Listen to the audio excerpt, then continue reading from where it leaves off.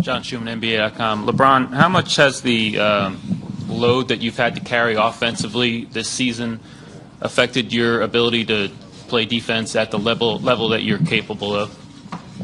I don't think it's affected it. The load that I have to carry offensively,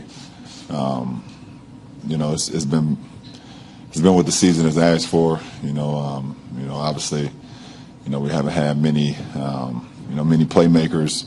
Throughout the course of the season, we had some early on, but we made the trades and things of that nature. But it's been what the season has called for, and I've taken that responsibility to be able to, have to make plays for myself, but make plays for my teammates as well.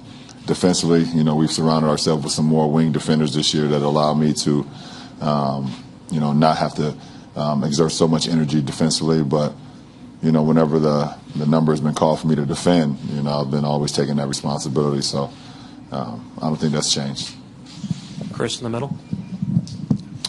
LeBron, Chris Fedor, Cleveland.com. There's always so much conversation about the Warriors' offense, but what is it that makes their defense unique? Draymond. Draymond is a catalyst and the anchor for their defense. Very, very smart defensively. He knows pretty much every set, and he kind of flies around and dictates their defense, either on the perimeter or protecting the rim as well. Joe in the front. Joe Varden, Cleveland.com. When this happened, you mentioned the trades, and when it happened, there wasn't much said by either of you. Do you ever look back now and wish that you still had Dwayne? Well, absolutely. Listen, not only from a brotherhood aspect and what we know about one another, but and also from an experience, factor. I believe that he would have been very, very good for us in the postseason. He's a guy who's kind of built for the postseason at this point in his career, who lives for the moment. So you definitely think about that. And it seems so long ago that he was even a part of this ball club, But definitely think about it from time to time. Dave in the front again. Dave McMenamin, ESPN. There's maximum 4 more games to the season for you guys, and I know you're a live-in-the-moment type of guy, but when you look back at the 2017-18 season, what makes you feel good about the Cleveland Cavaliers and what you guys did? It's too hard for me to answer right now. Like I said, I can answer that once this series is over. Like I told you guys before, this has been one of the most challenging seasons of my career from a standpoint of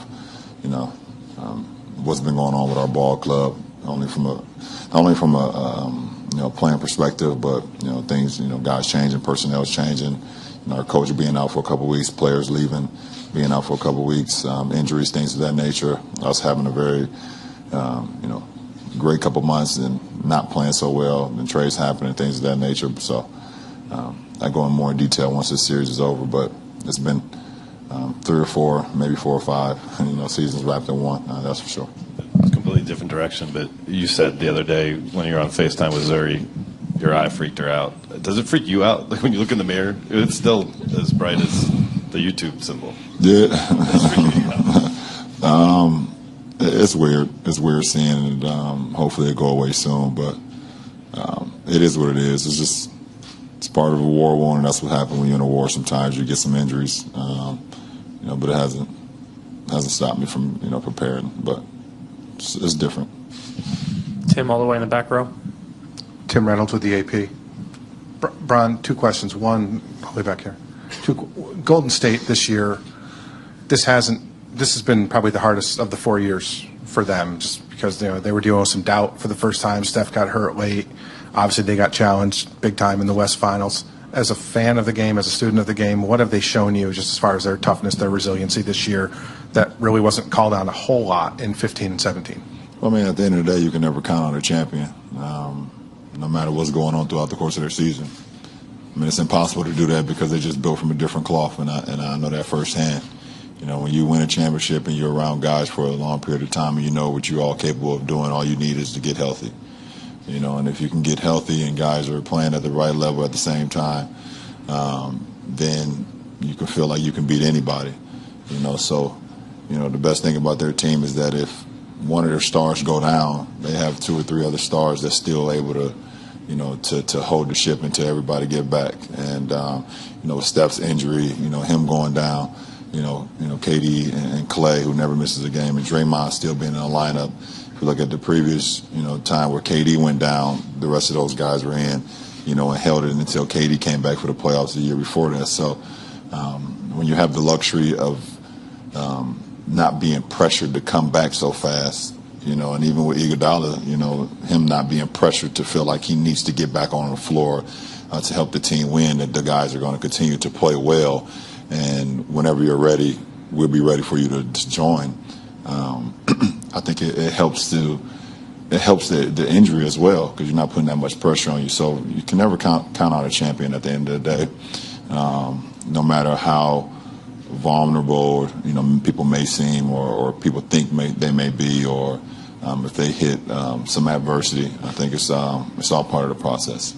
And a non-finals one, I apologize, but it's not uncommon to see you courtside when Bronny's playing. Of course, what's that process been like for you, watching him develop? And obviously there's got to be some burdens on him being LeBron James Jr., of course, but what's it been like for you watching him grow, just not as a player but as a dad? It's been a treat to watch, being a parent and seeing my son grow, and from as a basketball player, but not only that, from being a young man who he is today. The kid will be 14 soon, and just seeing him grow and grow and grow to become who he is today has been a treat.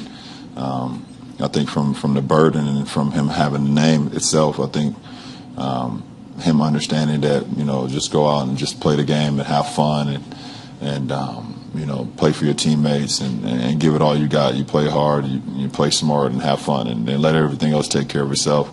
The one thing that I have the luxury of knowing everything that he can expect. There's nothing that can hit him that I haven't seen in my life. There's no obstacles that I have that he will run into that I haven't been a part of, that I can't coach him. But at the end of the day, he's still going to have to, live his own life and find his own path. So, but I hope he turns off his comments on social media. That'd be the smartest thing he can do. Over here on the right side, third row. Valeria Rubino, Viaggio Sport, Corriere della Sera. How does the outcome of these 3 games impact your love for competition and your mental approach to a challenge that has become even bigger now? No, listen, every competition, I love to compete. And, at the end of the day, no matter win, lose, or draw, being a part of the biggest stage in our sport is something that I've always loved and never, taken for granted. So, my love of the game continues to get, bigger and bigger and greater, and hopefully my game and my health can continue to be at a level that it is today for some years to come. Ramona in the back left. Hi, Ramona Shelburne, ESPN. Kevin Love said after game 1 that you've said to him, this is the best you've ever felt. You've obviously played in every game. How much of a source of pride is that to you to have played this many games and at this level? And also, is this the best you've ever felt physically?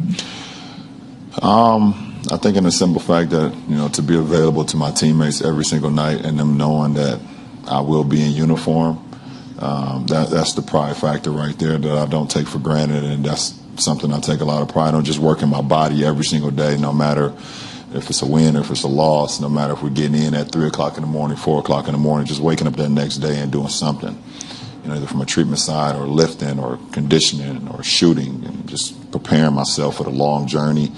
I just feel like I'm in a great groove right now as far as my career, as far as my body, knowing, what I need to do to be in the best possible shape. And like I stated, I said this at one point throughout this playoff run that I had a walk-off with Cassidy Hubbard after a game, and I told her it's the best I felt, in my career, and she kind of gave me one of those Cassidy looks. And I got some response from that, but I was very truthful about it. And I still feel good, even with turning my ankle last night, with getting a finger jammed into my eye, and taking the bumps and bruises and grinds throughout this playoff series. I still feel like I'm excited to put on the uniform tomorrow. So, yeah. As a quick follow-up on the ankle, the TV cameras kind of caught you like turning it, like putting it back into place or something like that. Did you like fix your ankle on the court? I don't. I'm a little weird. That's all. It's a little weird. Back right. LeBron, Dan Devine, Yahoo Sports. You mentioned getting ready for Game 4 tomorrow. A difficult finish, obviously, last night. But what did you see when you reviewed the game this morning that you can take as a positive heading into Game 4 from your performance in Game 3? From a team aspect, we had great moments. We had great moments, and it's hard for me to. I'm not a guy that like takes positive from games or take. If you lose, it's negative to me. That's just how I am. It's you could take little bits and pieces and say, okay, well, we played great for first 24 minutes, but then we didn't play well for that 12 minutes in the third quarter. But we should know that Golden State is the best third quarter team in the NBA, and they try to put you away in that third quarter. The fourth quarter, we had opportunities. They scored. We came right back. They hit momentum plays. They went up 4. We came down, hit a 3, made it a one-possession game. You just gotta try to bunker down and get and get stops and try to create a little space. But we weren't able to do that. So there was some positives, but there was a lot of negatives as well. In the third quarter, I have to believe they had 6 or 7 dunks, or uncontested layups, and that's just, you can't have that. You already got to worry about, the 3-headed monster shooting from 35 feet and Klay, Steph, and KD, and then you're giving up layups and dunks to McGee and Draymond and Iguodala and Livingston. You can't have that. Anthony over here, and then Ken, last two. Anthony Slater with The Athletic. You first faced Kevin on this stage back in 2012. I think he was 23 at the time. You guys beat him 4-1. But I was wondering, did you leave that series at all really thinking like, that guy is going to be a roadblock down the line, really on this stage a lot? Yeah. I thought it would be in OKC. I thought we would have to face him for a while. Yeah, absolutely. Who wouldn't see that? Do you remember anything specifically in that series, though, that he showed you? Obviously he was already a good player to that point. But in that series, he didn't. I don't know. It's Kevin Durant at 23. It's Kevin Durant at 18. It's Kevin Durant at 20, 21, 22. There's nothing that Kevin Durant had to show me at 23 that would make me be like, oh, years from now that he would. Nah, Kevin Durant was great at 23. Obviously, as you get older and older, your game gets more and more seasoned. But, everyone knew that that's Kevin Durant. So it's not like you would think that he'll fizzle out. You knew he was built for greatness. From the time that he was drafted. Everybody knew that besides Portland, I guess. Sorry, Portland. Sorry. Ken, back left, last one. Tough act to follow. Ken Berger, Bleacher Report. I guess in your career, LeBron, this started with the Celtics getting Kevin Garnett and Ray Allen. And then you go to Miami with D-Wade and Chris to try to take those guys out. And you come back here with Kyrie and Kevin, and the next thing you know, the Warriors have Kevin Durant. How do you view that dynamic, that where players, superstars in this league, are able to kind of control their own destiny to some degree? Or is there a level of disappointment, having now been maybe on the other side of that a little bit, that you put in all this work to put a team together and build it a certain way and put in all the work, and someone just comes along and puts something else together that might be better? Yeah. That's the challenge. That's the challenge in this league, and I think every GM and every president and every coaching staff is trying to figure out a way how they can, make up the right mashup to compete for a championship and win a championship. So, like you said before, I felt like my first stint here, I just didn't have the level of talent to compete versus the best teams in the NBA, let alone just Boston. When you looked at, Rondo and KG and Paul and Ray, you knew there were great basketball players, but not only great basketball players. You've seen their minds were in it too when you were playing them. They were calling out sets. You know, Rondo, Rondo was calling out sets every time you come down, and you're like, okay, this is bigger than basketball. So not only do you have to have the talent, you got to have the minds as well. So, you know, I knew that my talent level here in Cleveland couldn't succeed getting past the Boston, getting past, you know, the San Antonios of the league and whatever the case may be. So I played with D. Wade. I played with Bosh. You know, in the Olympics, I knew D. Wade for years. I knew their minds. I knew, you know, how they thought the game more than just playing the game. Obviously, we all knew their talent, but I knew their minds as well. So, you know, I linked up with them. We went to Miami, got some other great minds, and Mike Miller, and, you know, UD is a great mind, but also a competitor and guys that with talent. So, you know, you build that talent. So that's what you want to try to do. And then you come here and, you know, I knew Kyrie having the talent. I want to try to build his mind up to try to fast track his mind, because I feel like in order to win, you got to have talent, but you got to be very cerebral too. I mean, I mean, there's so many. Listen, we're all NBA players. Everybody know how to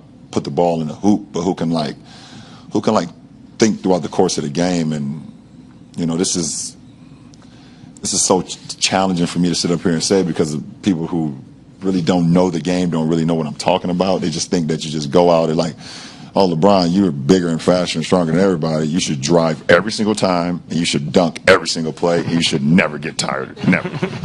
Like it's a video game, and you went on the options, and you turned down fatigue all the way to 0 and injuries all the way down to 0. So we come back here, and we get the minds, and we build a championship team. And then Golden State, because of Steph's injuries early on in his career, and his contract situation, and then them drafting Draymond and drafting Clay, and them being under the contracts they were in, allowed their franchise to go out to get KD. And so they win a championship, and then we play them, and we come back from 3-1, and we beat them. But that was the best regular season, probably the best team I had ever played against. They go 73-9, and then you add one of the best players that the NBA has ever seen. So now everyone's trying to figure that out.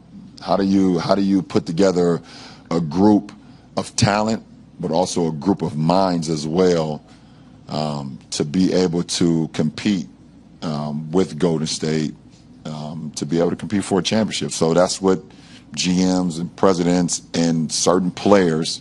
It's not every player. Every player does not want to.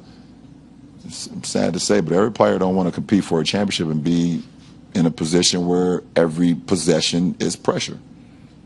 You got to follow up. It looks like. You mentioned in your first part of your answer, when you were here the first time, you came to the conclusion you didn't have enough. I'm not trying to get you to say anything negative about anybody, but how do you feel now? You actually are trying to get me to say something. I don't know what your answer is. Listen, at the end of the day, I'm living in the moment now. I went back for your question. We've had an opportunity to win 2 of these games in this 3-game series so far, and we haven't come up with it. Obviously, from a talent perspective, if you're looking at Golden State, from their top 5 best players to our top 5 players, you would say that they're stacked better than us.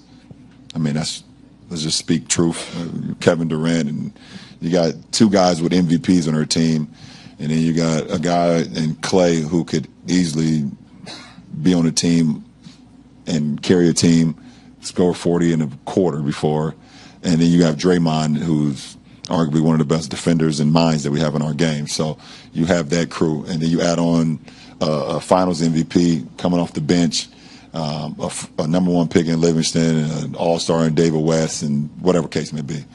So they have a lot of talent. We have a lot of talent as well, but we've been in a position where we've could win 2 out of these 3 games. So what do we have to do? Is it we have to make more shots? Is it we have to have our minds into it a little bit more? Is it, if there's a ball on the ground, we can't reach for it, you got to dive for it. When you're playing, like I stated last night, or like 12 hours ago, was it 12 hours ago? Like the room for error versus a team like this is slim to none.